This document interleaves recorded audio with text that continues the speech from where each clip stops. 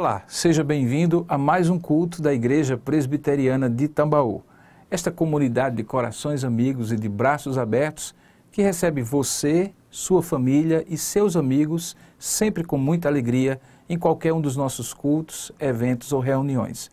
Nesta ocasião, nós vamos dar continuidade à série de mensagens que tratam sobre verdades que não mudam no mundo que está sempre em mudança.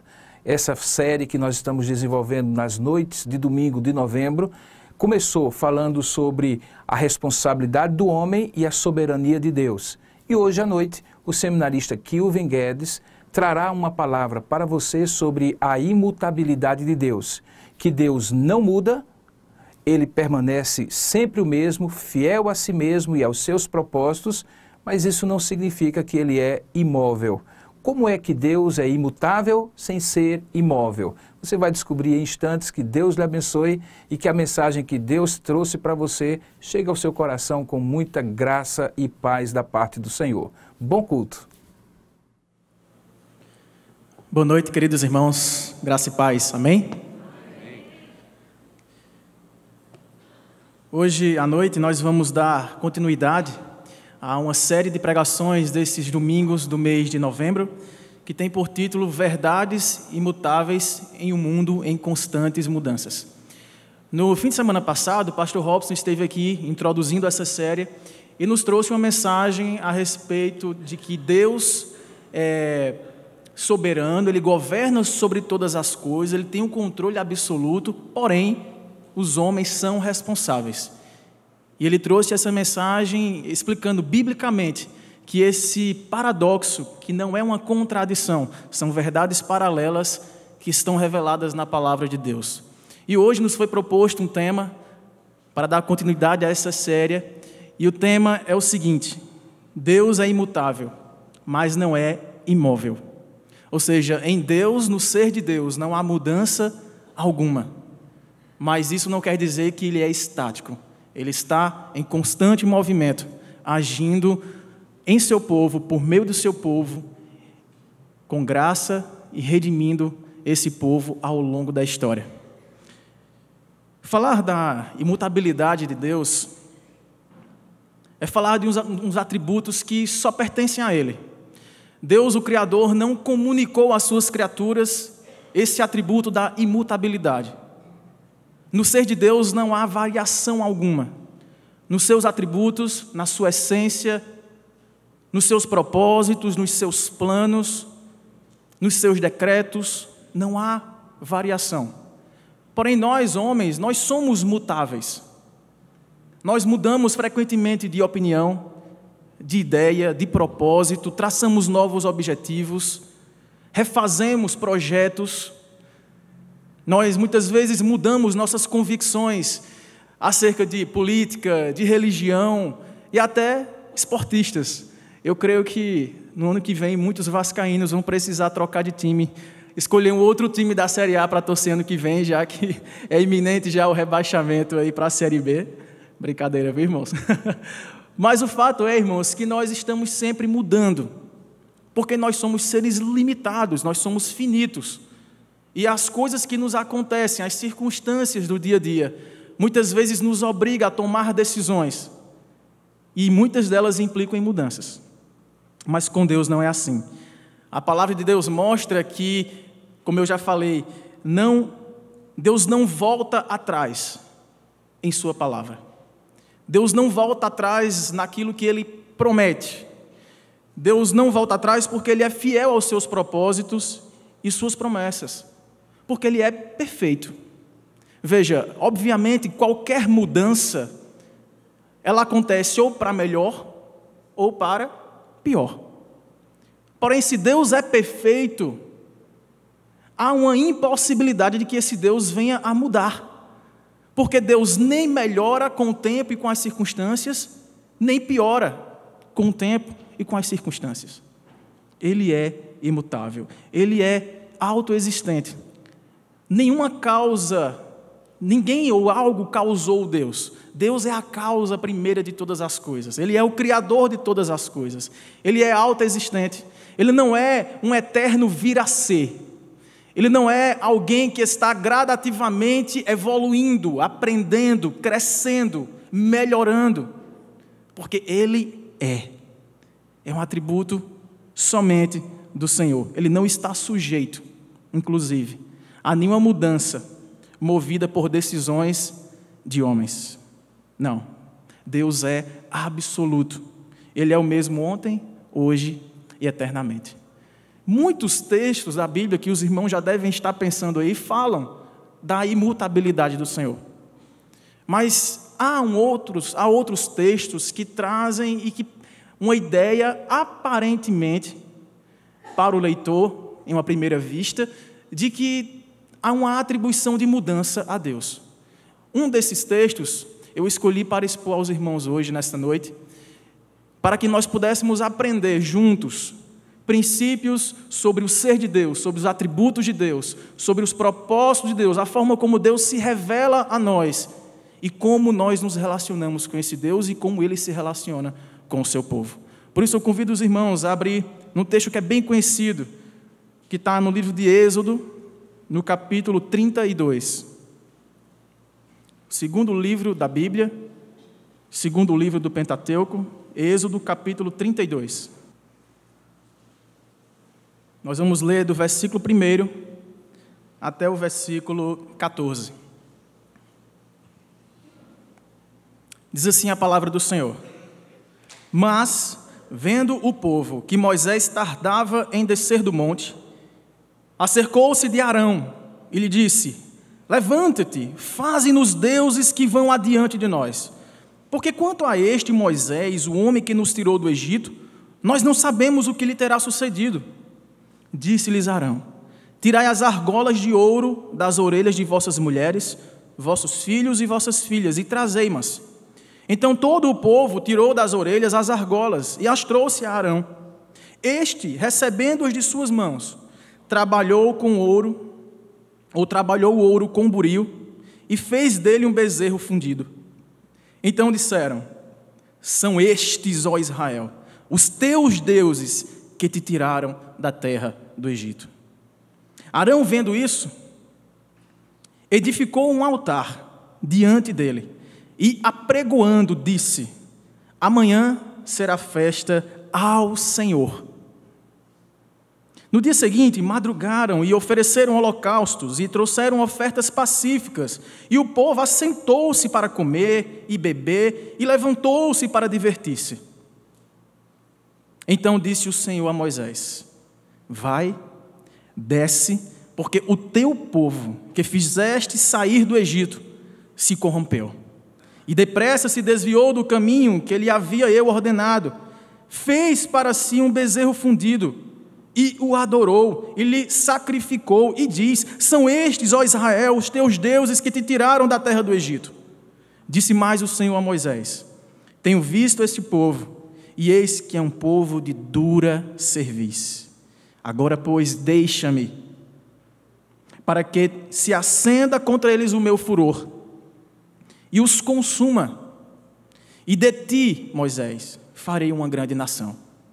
Porém, Moisés suplicou ao Senhor, seu Deus, e disse: Por que se acende, Senhor, a tua ira contra o teu povo, que tiraste da terra do Egito com grande fortaleza e poderosa mão? Porque hão de dizer os egípcios, com maus intentos, os tirou para matá-los nos montes e para consumi-los da face da terra. Torna-te do teu furor, da tua ira, e arrepende-te deste mal contra o teu povo.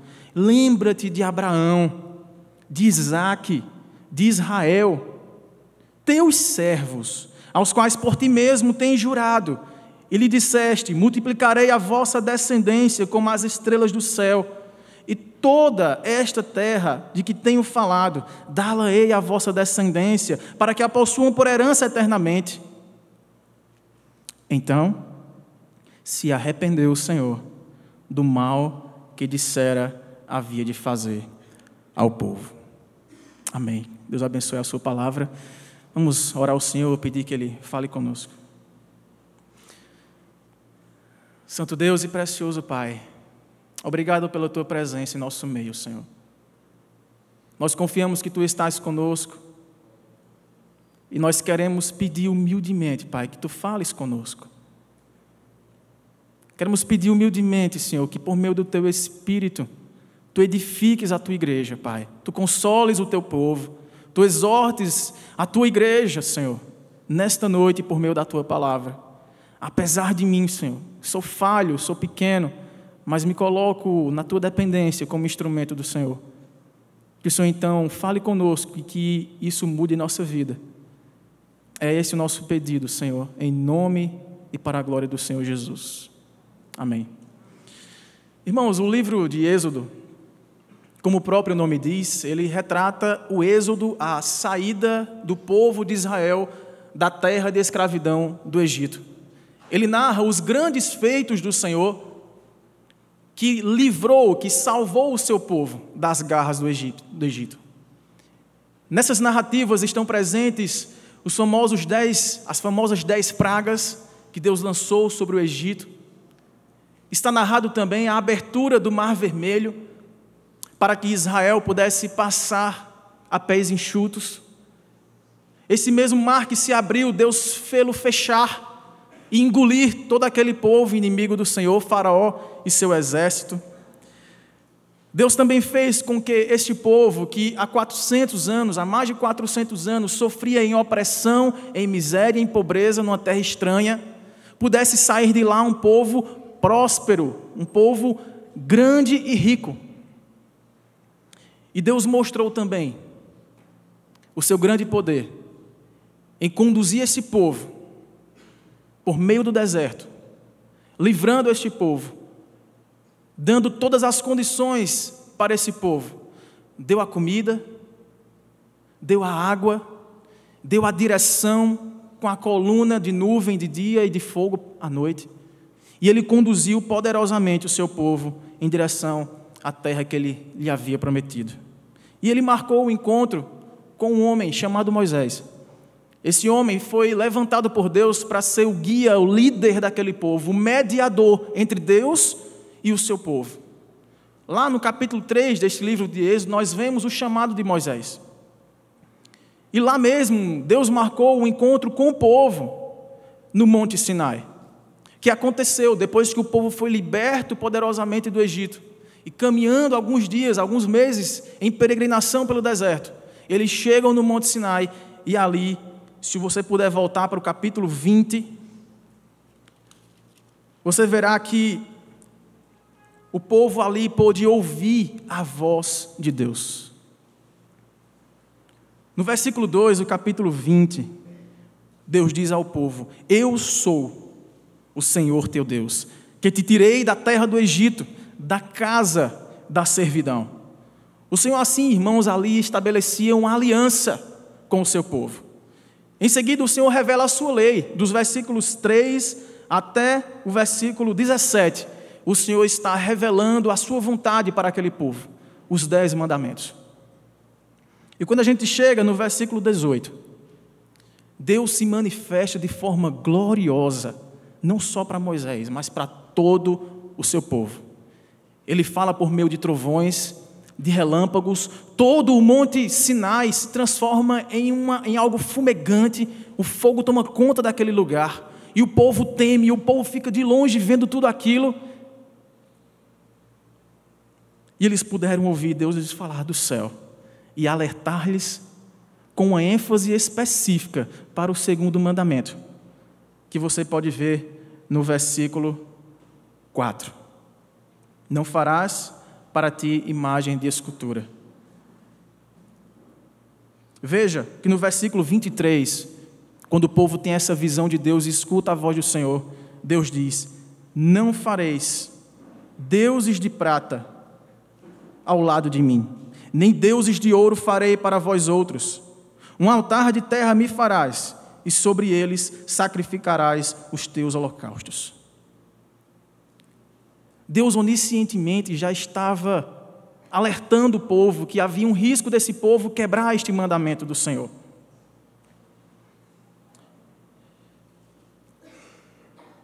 O Senhor, irmãos, tinha resgatado esse povo de uma terra de idólatras, de uma nação de idólatras.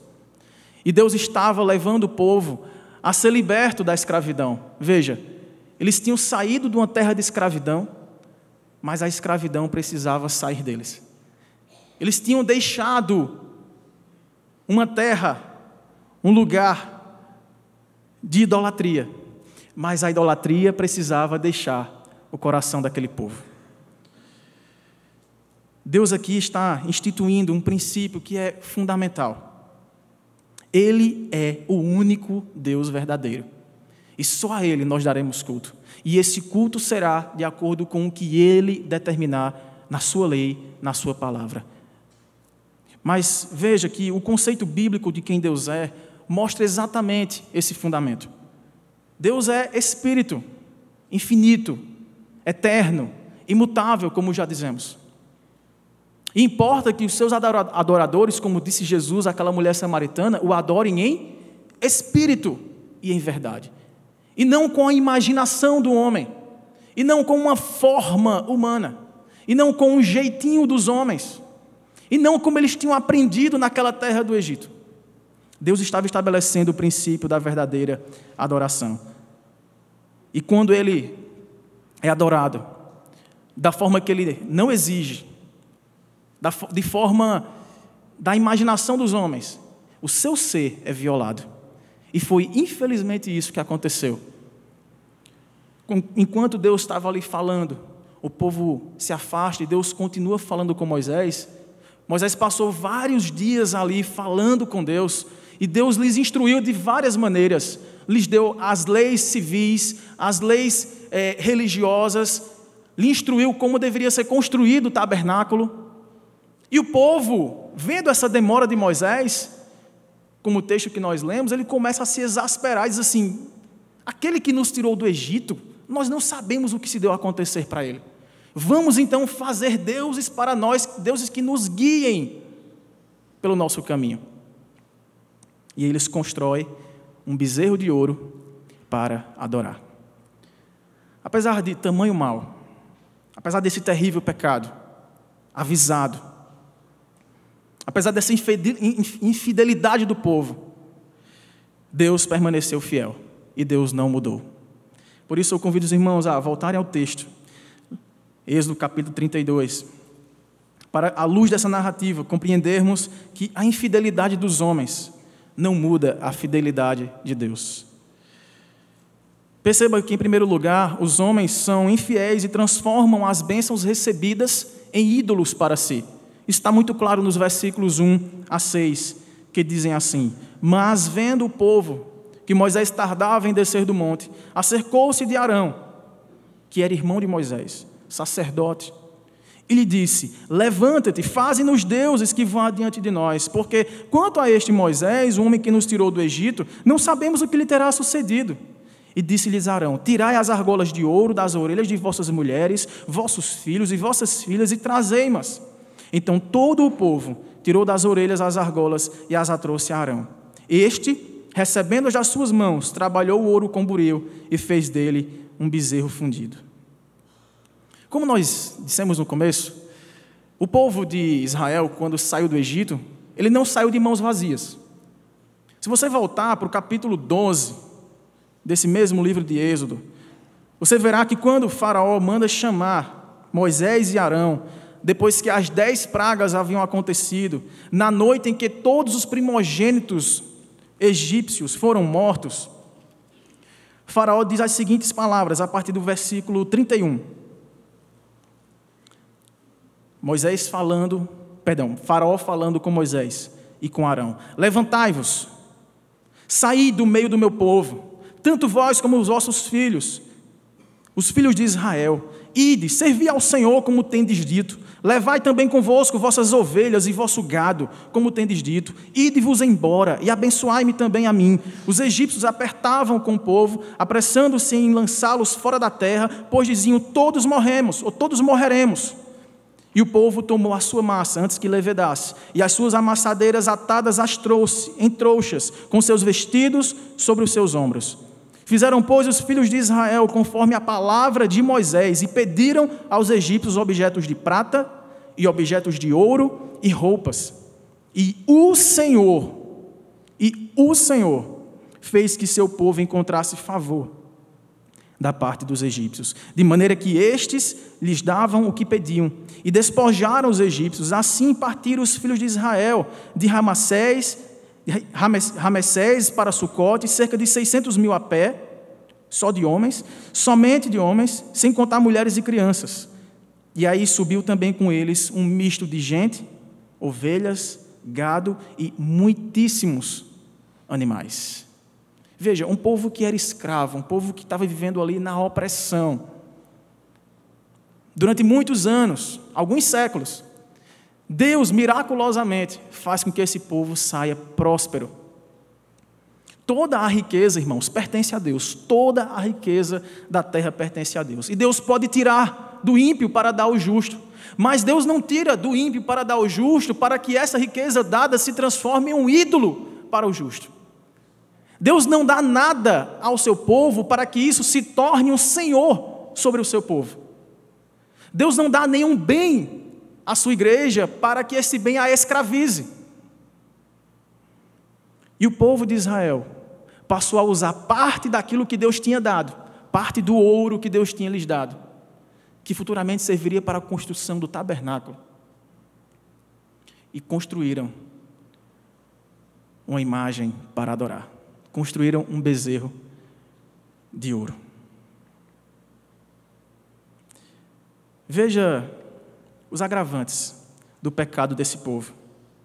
No versículo 4, lá do capítulo 32, eles disseram assim: são estes, ó Israel, os teus deuses que te tiraram da terra do Egito. Irmãos, vejam, é a mesma expressão que Deus usou na introdução dos 10 mandamentos. Eu sou o Senhor teu Deus, que te tirei da terra do Egito, da terra ou da casa da servidão. E aí o povo agora constrói com o que Deus tinha dado um ídolo, um falso Deus, para adorar, e diz assim: são esses deuses que nós construímos, que nos tiraram da terra do Egito. E só a Ele daremos culto.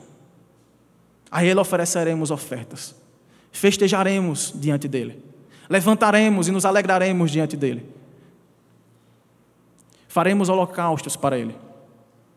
No versículo 5 e 6 é descrito o que o povo fez com aquele bezerro.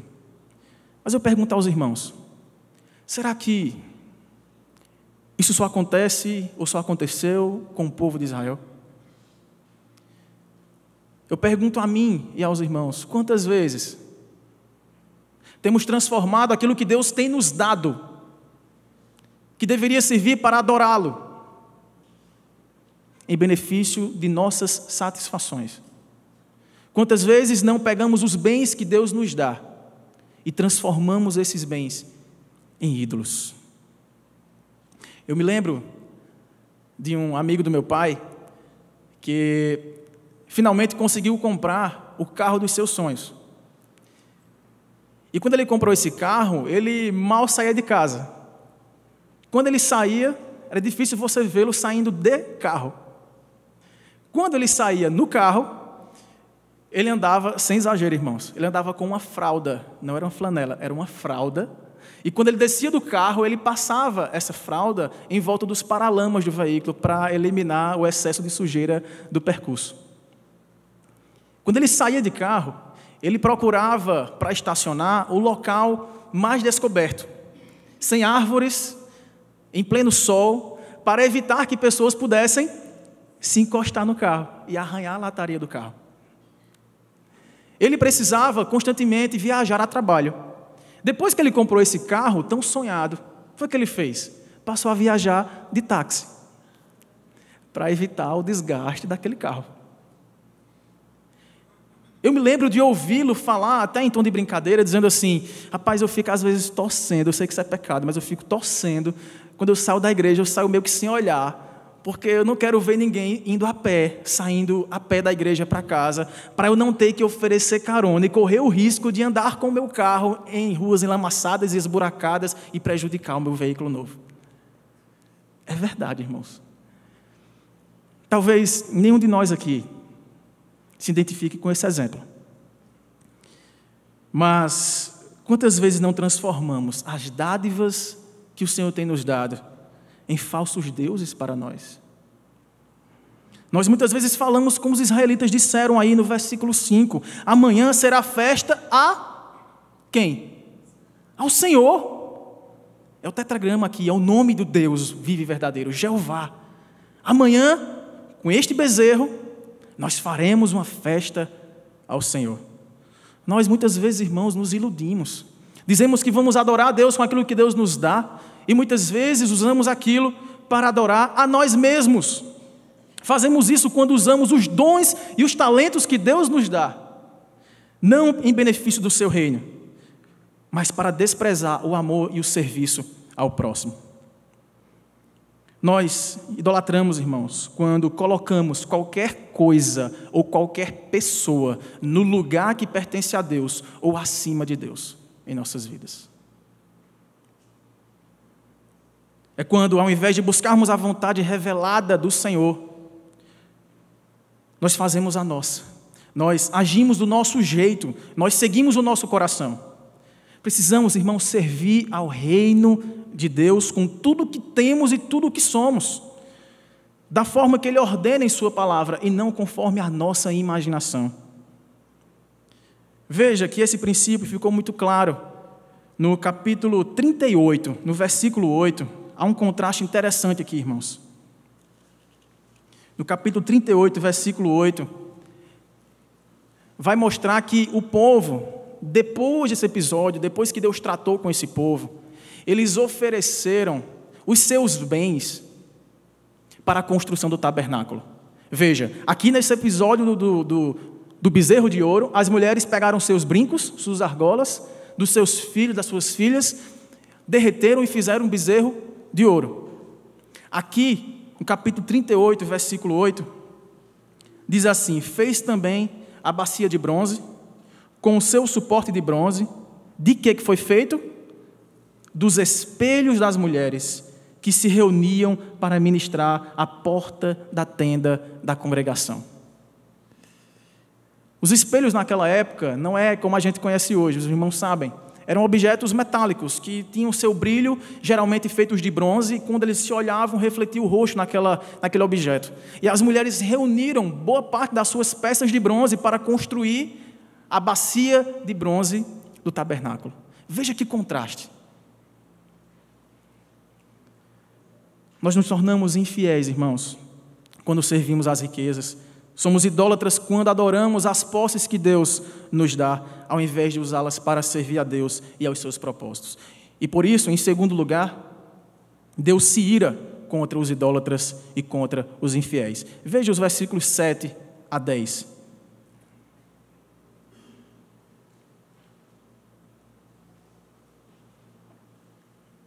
Diz assim: então disse o Senhor a Moisés: vai, desce, porque o teu povo que fizeste sair do Egito se corrompeu, e depressa se desviou do caminho que lhe havia eu ordenado. Fez para si um bezerro fundido e o adorou, e lhe sacrificou, e diz: são estes, ó Israel, os teus deuses que te tiraram da terra do Egito. Disse mais o Senhor a Moisés: tenho visto este povo, e eis que é povo de dura cerviz. Agora, pois, deixa-me, para que se acenda contra eles o meu furor, e eu os consuma, e de ti farei uma grande nação.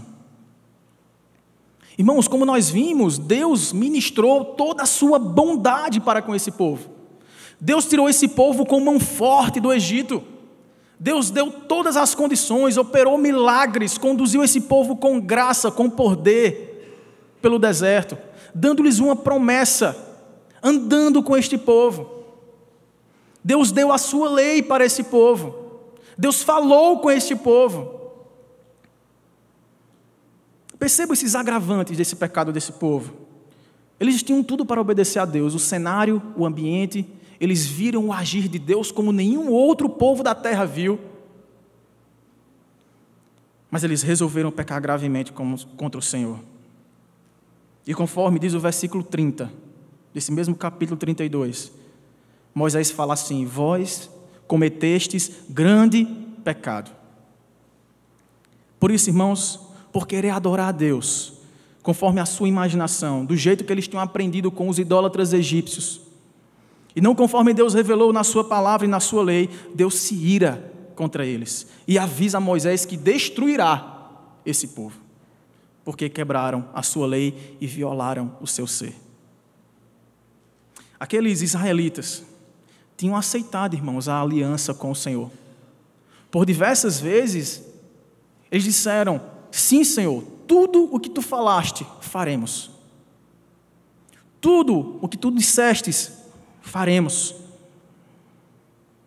Mas olha o que eles fizeram. Veja no versículo 25.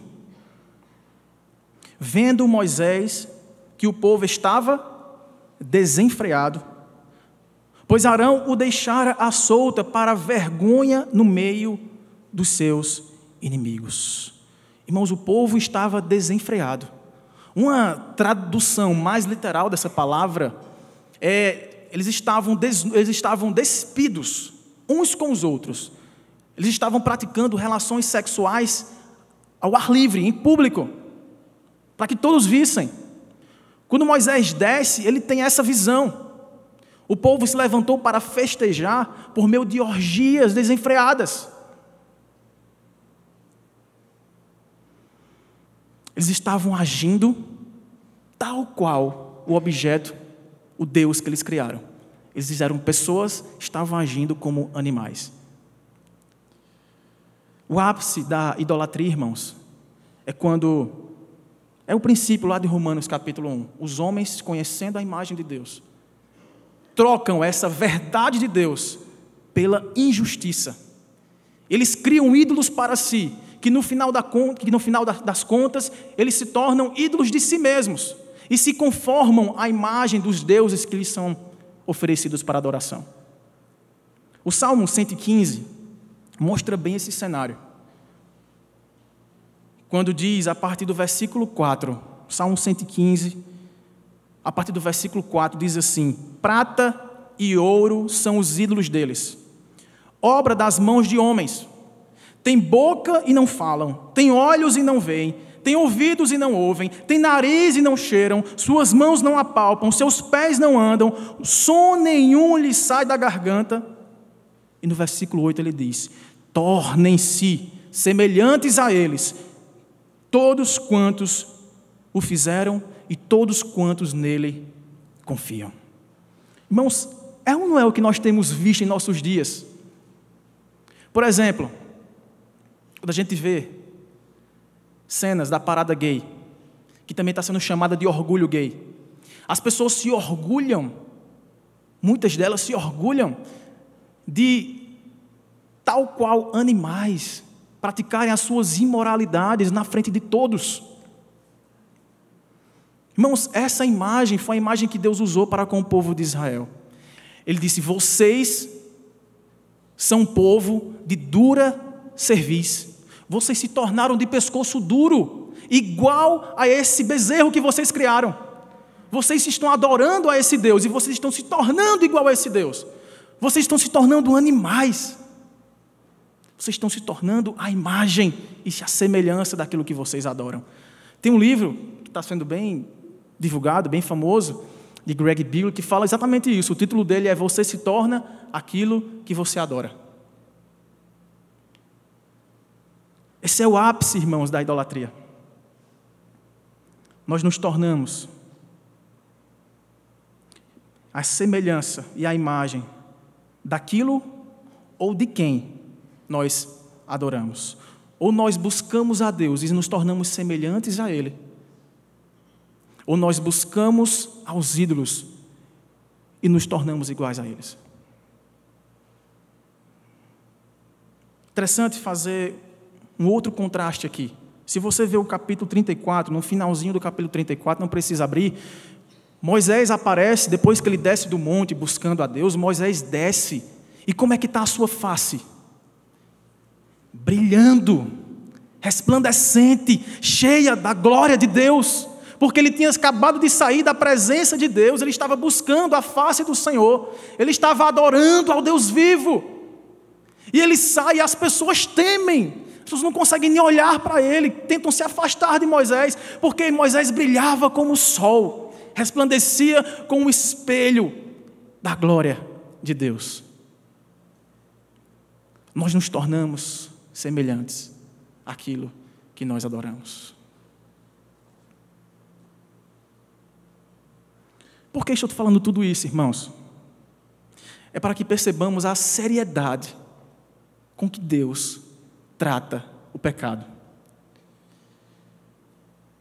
Como é, irmãos, que Deus lida com o pecado? Nós sabemos que a paga do pecado, a consequência, o salário do pecado é a morte. Nós sabemos também, como disse Tiago, que quando nós infringimos apenas um ponto da lei, quando nós tropeçamos apenas em um ponto da lei, nós nos tornamos culpados de toda a lei. Mas para nós entendermos melhor como é que Deus lida com o pecado, nós devemos voltar, ir lá no Jardim do Éden e ver como é que Deus tratou Adão quando pecou. Irmãos, olha só, com um único pecado,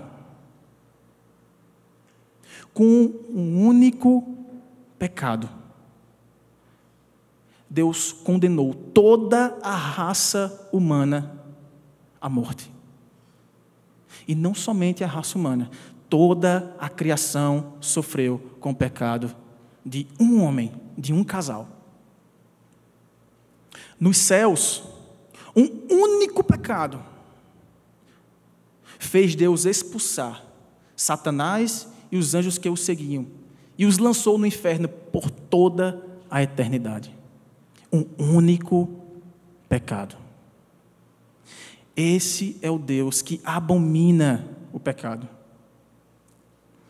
Diante disso, irmãos, e dessa gravidade do pecado, como já foi exposto aqui desses israelitas, nada mais justo que todos viessem a ser destruídos. Por isso que Deus diz no versículo 10: agora, pois, Moisés, deixa-me, para que se acenda contra eles o meu furor, e eu os consuma, e de ti farei uma grande nação. Perceba que nesse episódio, o mesmo sentimento que estava presente em Deus quando ele condenou a raça humana, a criação e Satanás, estava presente aqui. Eu vou destruir esse povo de uma vez por todas. Mas eu pergunto aos irmãos, estamos falando da imutabilidade de Deus. Sendo Deus imutável, por que Deus não destruiu esse povo?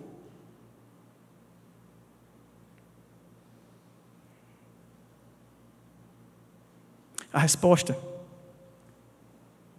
é que Israel teve o que nem Adão teve no primeiro pacto, o das obras, nem Satanás teve nos céus.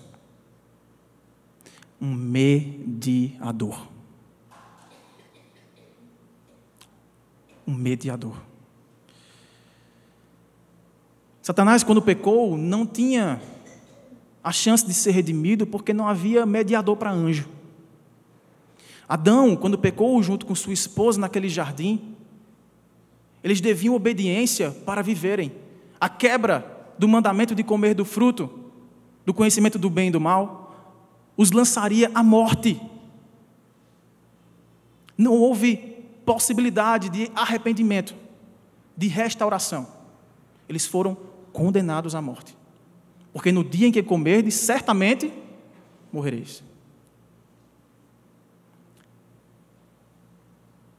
Mas lá mesmo, em Gênesis capítulo 3, versículo 15, que é um texto que todos nós conhecemos, Deus mesmo prometeu trazer alguém que pudesse mediar um novo pacto com o homem, que nós conhecemos como pacto da graça,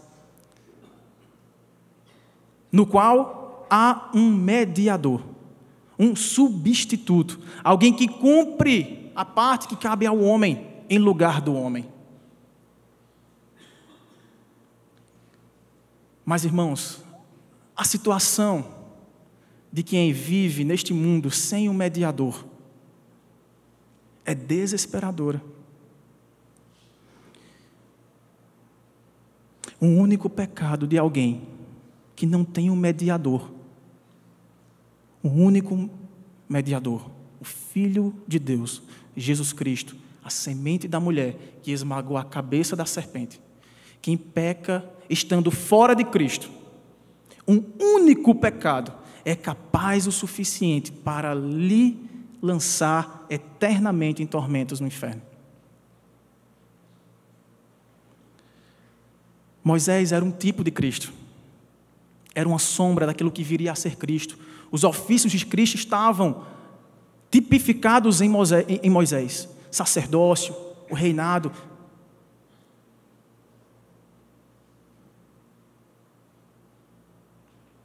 E Deus escuta a sua intercessão.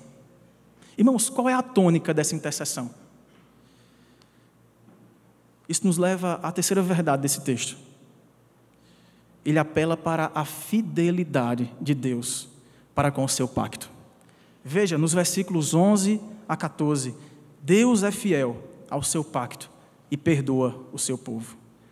Porém disse Moisés, suplicando ao Senhor seu Deus: por que se acende, Senhor, a tua ira contra o teu povo? O povo que tiraste da terra do Egito com grande fortaleza e poderosa mão. Porque hão de dizer os egípcios, com maus intentos os tirou, para matá-los nos montes e para consumi-los da face da terra. Torna-te do furor da tua ira e arrepende-te deste mal contra o teu povo. Lembra-te de Abraão. Lembra-te, Senhor, de Isaque. Lembra-te de Israel, teus servos, aos quais por ti mesmo tens jurado, e lhes disseste: multiplicarei a vossa descendência como as estrelas do céu, e toda esta terra de que tenho falado, dá-la-ei a vossa descendência, para que a possuam por herança eternamente. Então se arrependeu o Senhor do mal que dissera havia de fazer ao povo. Irmãos, a ideia central desse texto não deve ser compreendida ou mal compreendida como uma mediação humana que causou uma mudança em Deus. O que nós temos aqui, claro, é que Deus tinha um propósito definido, eternamente determinado, e que Ele ia cumprir esse propósito. Por isso Ele levantou um mediador para o povo. Preservou a sua aliança e cumpriu a sua promessa. Mas, irmãos, qual foi o argumento de Moisés? Que poderoso argumento foi esse que Moisés deu a Deus, para que Deus desviasse o seu furor e a sua ira contra o pecado do povo? Esse argumento, ele é baseado em dois aspectos fundamentais. O argumento baseado na redenção e o argumento baseado no pacto da graça. Primeiro, veja que nos versículos 11 e 12, Moisés confia que Deus não abandonaria o povo no deserto para que morresse, servisse de zombaria para os egípcios. E o seu argumento é: se Deus libertou o povo do Egito, Ele não matará esse povo, não destruirá esse povo no meio do deserto. É interessante como o apóstolo Paulo usa esse mesmo argumento da redenção lá em Romanos capítulo 5, quando ele diz assim: irmãos, se Deus nos amou quando nós era ainda inimigos dele, quanto mais agora que nós somos filhos. Se Deus nos tratou com amor quando nós ainda éramos inimigos dele e nos redimiu, quanto mais agora que somos seus filhos. Veja que ele usa esse argumento da redenção falando da certeza da salvação, da confiança, da imutabilidade do propósito salvífico de Deus. Mas há um outro argumento. Ele usa o segundo argumento de que Deus havia entrado em aliança com os patriarcas. Veja que ele cita: lembra-te, Senhor, de Abraão. Nós vimos uma mensagem há poucos dias sobre a aliança que Deus fez com Abraão. Lembra-te de Isaque, filho da promessa. Lembra-te de Israel. Veja, irmãos, que é até interessante notar que ele não usa Jacó, né? Ele usa Israel. Lembra-te, Senhor, que tu fizeste um pacto com pessoas que tu transformaste de enganador e o tornaste em um príncipe. Lembra-te de Abraão. Lembra-te de Isaque. Lembra-te de Jacó. Lembra-te de Israel. O Jacó transformado por Deus. Moisés sabia que Deus tinha feito esse pacto, o pacto da graça. E aqui, irmãos, nós chegamos ao cerne da questão. Esse é o ponto fundamental da nossa doutrina reformada, protestante reformada. Se nós não entendemos como é que Deus se relaciona com pessoas como nós, que é por meio de um pacto, nós teremos dificuldade em entender muitas outras coisas além desse texto. Eu queria, antes de prosseguir nesse argumento, só tentar tratar uma questão aqui com os irmãos. Se nós lermos narrativas como essa de forma equivocada, descuidada, poderemos ter a impressão de que Deus é como um de nós, intempestivo, alguém que se ira, perde a cabeça, aí chega alguém e fala alguma coisa para ele, dá um conselho, ele pensa direitinho, ele se arrepende, ele volta atrás, puxa, não devia ter falado aquilo, você tem razão. Mas há um princípio importante, irmãos, nas Escrituras que precisamos ter sempre em mente. Como diz o pastor Paulo Brasil em suas aulas no seminário, quando Deus está se revelando em sua palavra, Ele não está dizendo o quanto Ele sabe das coisas aos homens. Ele está revelando-se aos homens. Por exemplo, Gênesis, nós temos o relato da criação de Adão.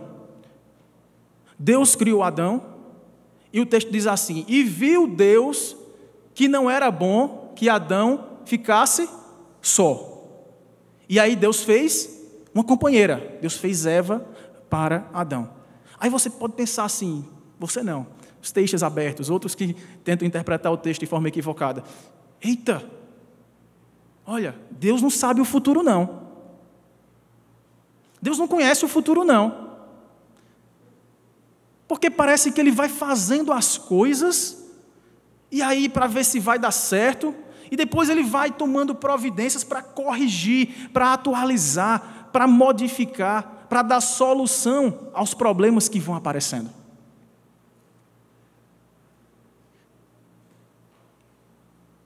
Você vê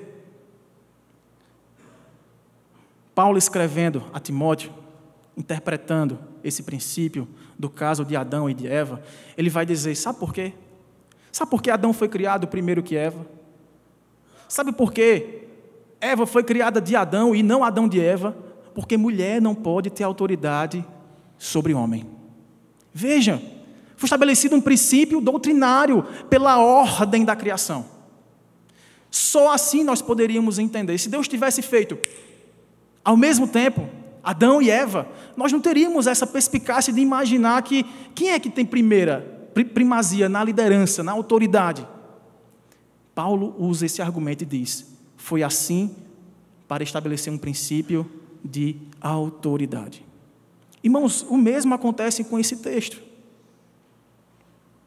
Do mesmo jeito, quando o narrador diz que Deus se arrependeu, no final desse texto aí que nós lemos, no versículo 14, Deus se arrependeu do mal que haveria de fazer, ele está usando uma linguagem de acomodação. Ele está usando uma linguagem humana, um jeito humano, para comunicar a revelação de Deus. Nós chamamos isso na teologia de antropopatia. É quando nós usamos uma acomodação na linguagem para expressar aquilo que Deus sente, aquilo que Deus faz, aquilo que Deus pensa, o propósito de Deus. Porque senão, de outra forma, nós não entenderíamos. Nós não temos uma palavra diferente para Deus com relação ao arrependimento. Então, nós usamos essa palavra como uma aproximação da ideia, para que nós entendamos esse progresso da revelação de Deus. O arrependimento de Deus, irmãos, nas Escrituras, não é o nosso arrependimento. Por isso, nós acomodamos essa palavra para se referir a Deus. Mas não há, como nós vimos, mudança no ser de Deus. Não há mudança de ideia, não há mudança de plano, não há mudança de propósito em Deus. Deus sempre tratou o pecado do mesmo jeito. Deus sempre se indignou contra o pecado, Deus sempre se irou contra o pecado. Foi assim que Ele tratou Adão no pacto das obras, quando Ele quebrou o pacto. Foi assim que Ele tratou Satanás nos céus. E é assim que Ele age hoje.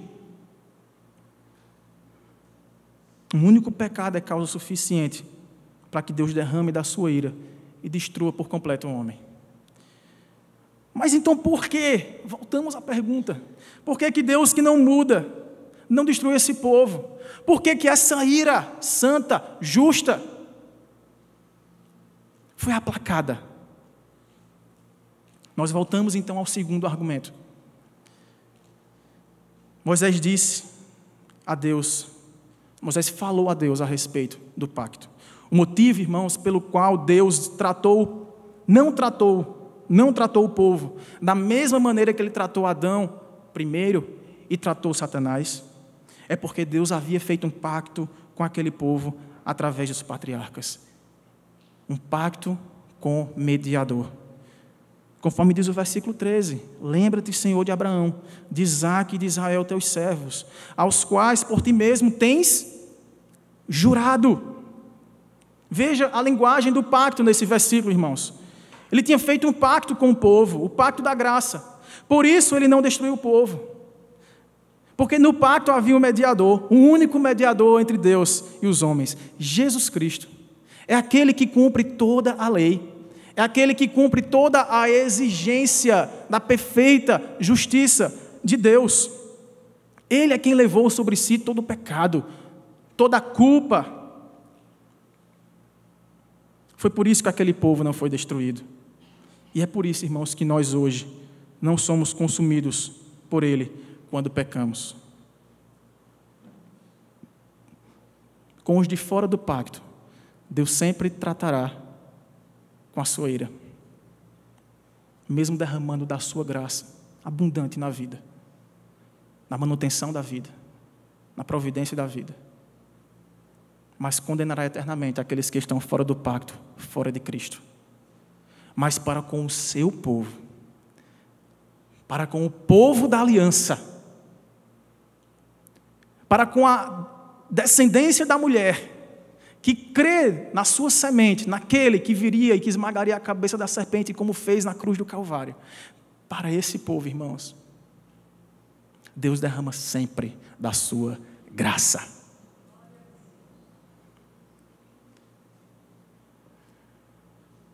O fim da história nós conhecemos. Deus perdoou o povo de Israel, matou alguns, de fato, dentre o povo, mas não matou a todos, para servir de disciplina para os demais. Mas ele foi misericordioso e não destruiu todas aquelas pessoas.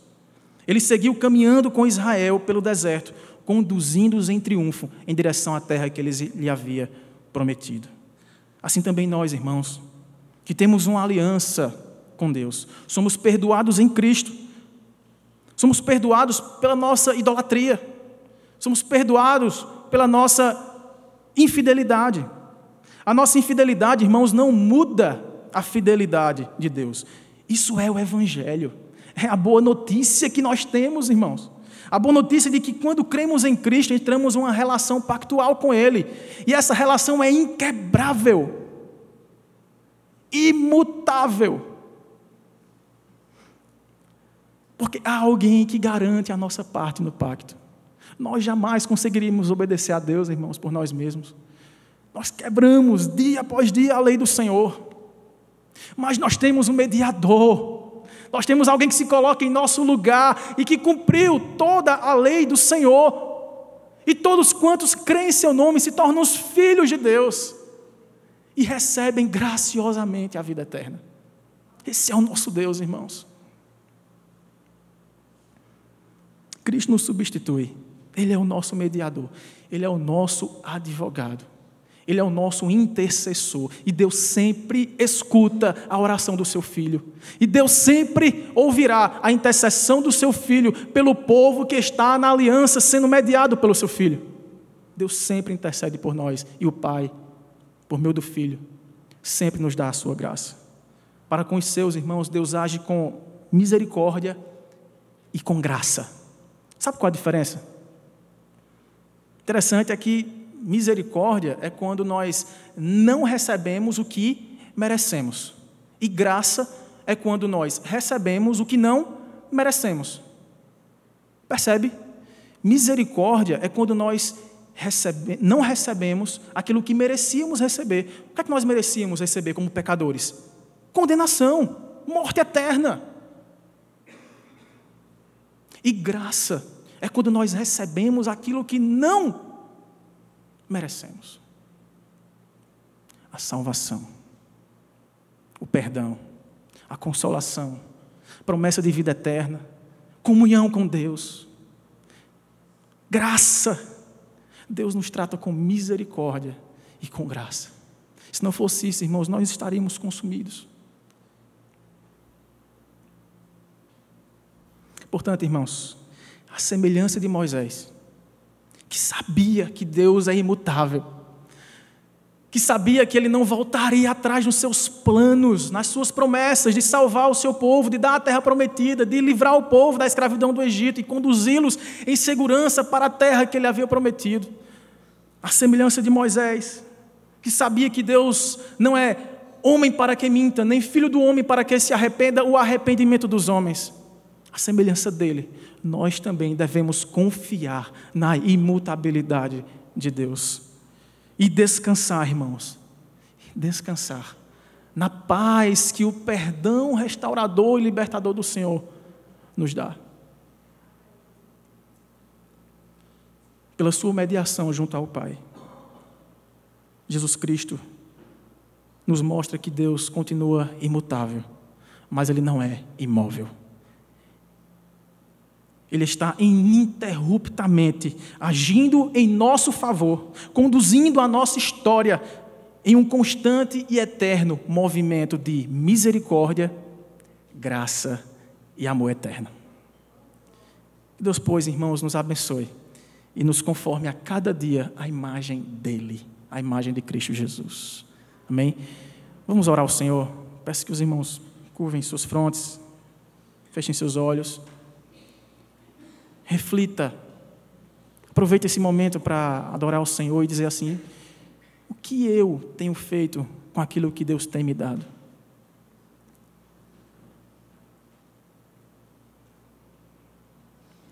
Onde eu tenho investido a minha vitalidade? Em que eu estou me tornando? A quem eu estou buscando? Quem é que é Senhor da minha vida?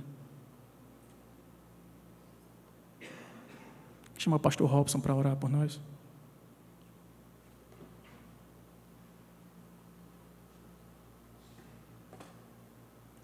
Senhor nosso Deus e nosso Pai, Deus imutável, Tu que és o mesmo ontem, hoje e eternamente, Deus da nossa aliança, que nos amou antes da fundação do mundo, de maneira completamente graciosa. Como chega ao nosso coração gratidão e alegria ao ouvir o relato desta passagem, de um momento tão glorioso por um lado, em que a Tua lei era dada ao Teu povo, e tão trágico por outro, quando este povo rejeita o pacto deste Deus tão libertador que havia feito com eles. Ó Deus, como é semelhante a tantas situações em que nós também nos encontramos, quando o Senhor graciosamente, ó Deus, nos chama para ser povo Teu, filhos e filhas Tuas, amadas do Pai, cheias de graça e de misericórdia, e simultaneamente, Pai, nossas atitudes e gestos, comportamentos e motivações são na direção oposta, Pai. Ó Deus, e misericordiosamente Tu renovas pelo pacto que conosco fizeste, sendo fiel a Ti mesmo, porque Tu não podes negar a Ti mesmo, mesmo quando somos infiéis. Tu renovas o pacto conosco, por causa do sacrifício do Cordeiro, da mediação do Cordeiro de Deus que tira o pecado do mundo, de modo que todas as vezes, ó Pai, em que somos tentados a desanimar e pensar, acusados pelo inimigo, de novo, nunca será um momento para desistir, porque Tu renovas também de novo a Tua misericórdia para conosco. Ó Deus, quando somos levados, Senhor, a situações limites, e que várias vezes duvidamos, ó Pai, da nossa própria fidelidade a Ti, porque amparamos a nossa fidelidade em nós mesmos, os nossos méritos, na nossa perseverança, na nossa força, na força da nossa vontade. Vem a Tua palavra e nos diz, ó Pai, que é por causa do Teu Filho que Tu renovas a Tua imutável fidelidade, a Tua imutável graça e misericórdia para com cada um de nós. E assim, vivendo de graça em graça, vivendo assim por esta confiança inabalável de que quem está entre nós é o Senhor Jesus, é que nós proclamamos essa verdade que não muda, que Tu és imutável, ó Pai, que a Tua constância para conosco consola o nosso coração, conforta a nossa vida e nos dá motivo para prosseguir, ó Pai. Ó Deus, que a Tua palavra mesmo, pelo Teu Espírito, seja aplicada ao coração de cada um de nós que está aqui, cada um daqueles que está assistindo pela internet, pela TV, como uma forma, ó Deus, de garantir de que permaneceremos fiéis, porque Tu és fiel, porque Tu nos preservarás, assim seremos perseverantes. Dá-nos essa certeza, Pai, e fortalece o nosso coração, pela convicção de que Tu és um Deus fiel e imutável na Tua fidelidade, pois é assim que nós Te oramos e Te agradecemos, em nome e para a glória de Jesus. Amém, Senhor. E aí, compreendeu que a fidelidade de Deus é, antes de tudo, a si mesmo, uma espécie de coerência interna em que Deus se responsabiliza diante de si mesmo por tudo aquilo que é, por tudo aquilo que se apresenta e se revela e por todo o propósito dele na sua vida?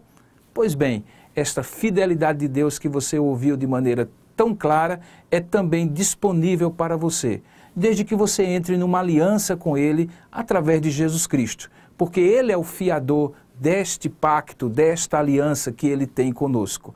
Que Deus possa abençoá-lo nesta semana que se inicia, com muitas bênçãos de todas as formas e todas as naturezas. Que Deus lhe dê saúde para o seu corpo, saúde para a sua alma. Deus abençoe a sua família com a presença dEle, com a provisão e com a proteção do alto. Se você desejar estar conosco em algum destes cultos, em algum dos momentos de culto, de reuniões e de eventos da Igreja Presbiteriana de Tambaú, você vê aí o nosso endereço na tela. Será uma alegria muito grande recebê-lo, não virtualmente, mas agora presencialmente, junto com a sua família e seus convidados. Também você pode nos acompanhar nessas redes sociais, nessas mídias sociais que você também vê agora no vídeo. Que você possa continuar sendo muito abençoado com Deus, porque para nós é uma alegria tê-lo sempre aqui, na Igreja Presbiteriana de Tambaú, esta comunidade de corações amigos e de braços abertos.